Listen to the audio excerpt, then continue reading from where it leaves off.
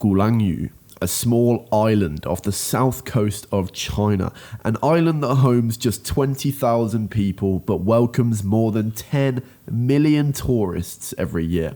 The reason for that being it's an incredibly scenic place with a sandy white beach and a fascinating mix of European and Chinese culture. Give me 10 minutes of your time to show you around Gulangyu and why this small island off the south coast of mainland China has such a fascinating amalgamation of different cultures from around the world, from clothing to building infrastructure to even the music.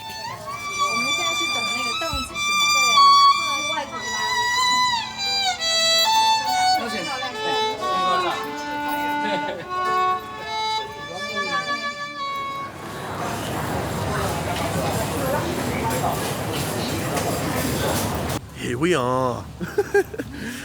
Shout out to Jason Lightfoot, aka Wildman Cobra, aka Haba Wang. Just take a look how well kept all the gardens are. You got hard workers like this man over here, just absolutely doing bits every day to make sure all of the gardens are perfectly maintained.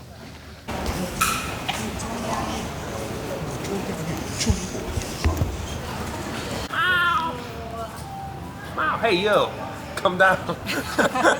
It's already very evident about the amalgamation of different architecture styles here in Gulangyu. And that is because of the history dating back to the Opium War, when China were essentially forced to sign a treaty to open up 5 ports in China, and Gulangyu was one of them. So in the early 1900s, foreigners were coming in and diplomats were coming in and building architecture and living here on this island. From the year 1842 until 1902, 13 different countries were using this area as a trading port. During that time, buildings were built and many of them are still preserved to this day. Gulangyu was eventually returned to China at the end of World War II. Whenever I'm anywhere new, I've always got like a big smile on my face when I'm walking around. I just love it, it's cool. So it's funny how you can come to places and all of a sudden the puzzle pieces start fitting together and you start to understand more about the culture and history just by visiting a place and you know, getting to know your surroundings. Like, this is like a stamp in history. You know, this happened from a terrible thing that happened over 100 years ago, and now it's this beautiful place that is just open to tourists and to look around and explore. It's great, I love it. The spread of Christianity here in the 1900s brought a flux of Western music to the island.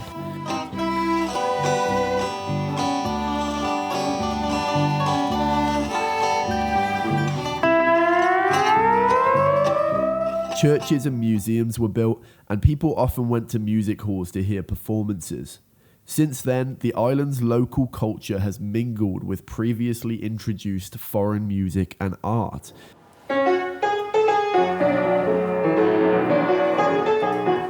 Which is what sets Gulangyu apart from many other places in China.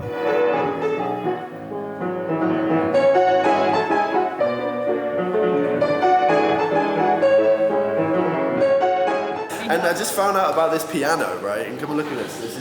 This is the craziest thing I've ever seen, right? So you don't have to use your hands. No.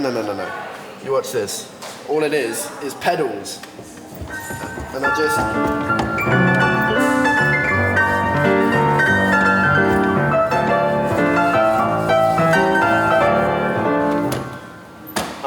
So I can trick people into thinking I'm as good as Sandy over here.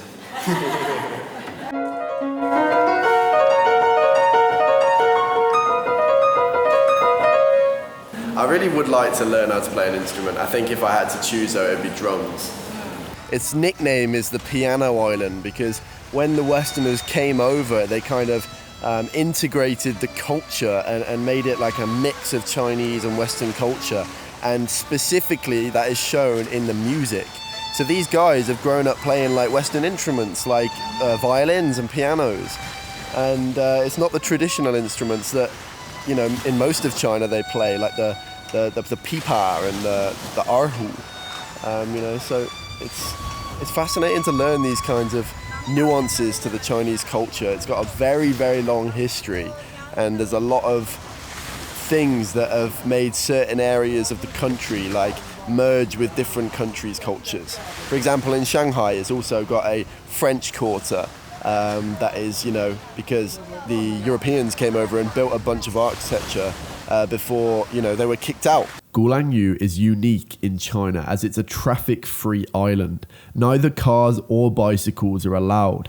It's connected to the main island of Xiamen by ferry, which only takes a few minutes. It costs 35 RMB for tourists, but only a fraction of that price for the locals. This is so typical of like what it would look like in a lot of towns and stuff in England. And then you turn a corner and it's like, oh, bam, we're in China again. It's good to see that the island's got the essentials anyway. Happy days. I think I'm going to have to try this peanut mousse latte. It's looking kind of good. Look at that, in all its glory. Beautiful. And now this is not sponsored, unfortunately, but let's have a try of this. Oh my god, that is amazing. You're going to have to try this. This is unbelievable.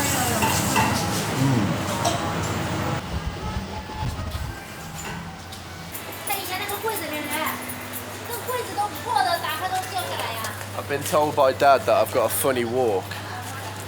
What? I've put you on the spot. What do you reckon to Gulangyu then?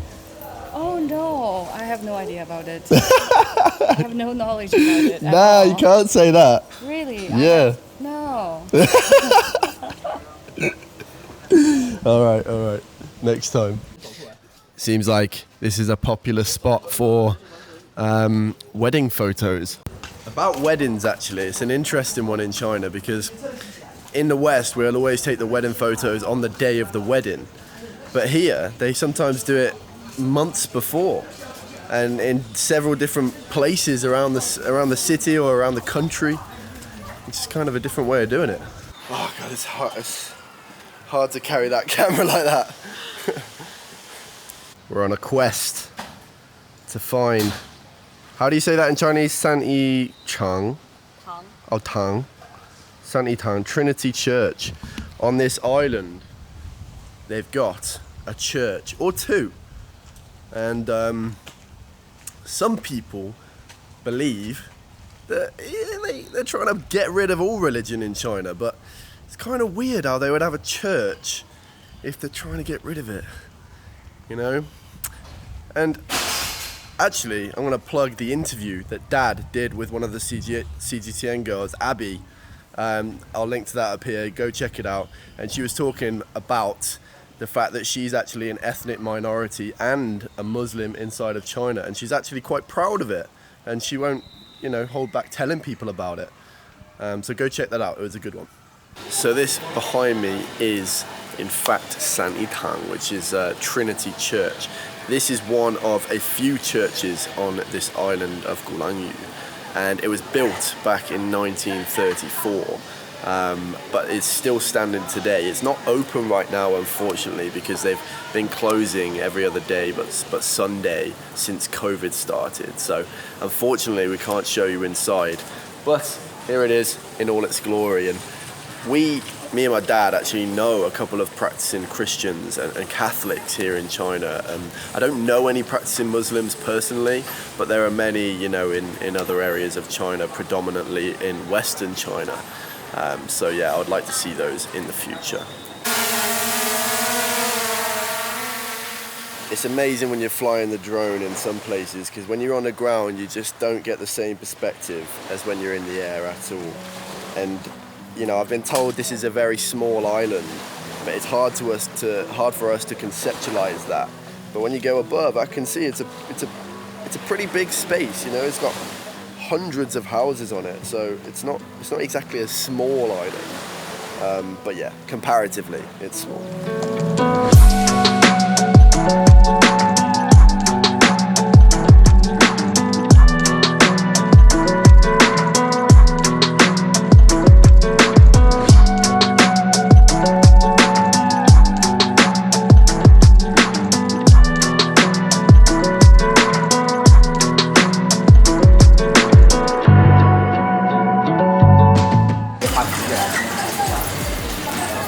So on this island of 1.9 square kilometers, which is not a great deal of space, there are 15,000 plus local residents, and they got everything they need. They got convenience stores, they got hospitals, they got first school up to university, they got everything they need. And if they do need to go over to Xiamen, they need to take the ferry. But for the locals, it's about 20% of the price to take that ferry. I just walked past this shop, haven't we, Danny? And I was saying, cool, that smells nice, doesn't it? So I've had to pop in and get myself a, what's this? Original green root fruit puff. What a name that is. Original green root fruit puff. But it's not a fruit puff, it's a pecan and cream puff. Yeah. Okay, look at the state of that. Oh, it's hot as well. Oh, that is going to be killer. Don't really know how to eat it.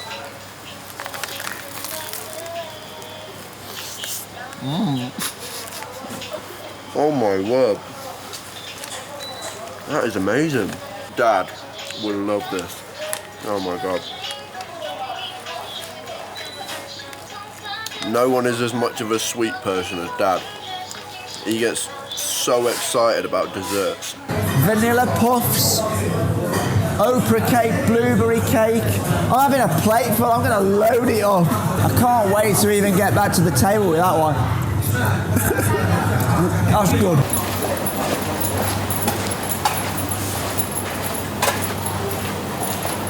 11-a-side pitch. Makes me want to have a game. Get on there, have a kick around. That is just such a nice pitch. I used to play football like from the age of about 9 to 17, and I gave it up, and now I miss it. Alright, ladies and gents, that brings us to the end of this tour in Gulangyu. Hopefully you did enjoy this virtual tour. It was a very pleasant surprise for me, and learning about this place and the history of it really helps me to sort of deeper understand like Chinese culture in general. And for some reason YouTube thinks you're gonna like this video here next, so let's see if they're right, shall we? Anyway, for now, take care.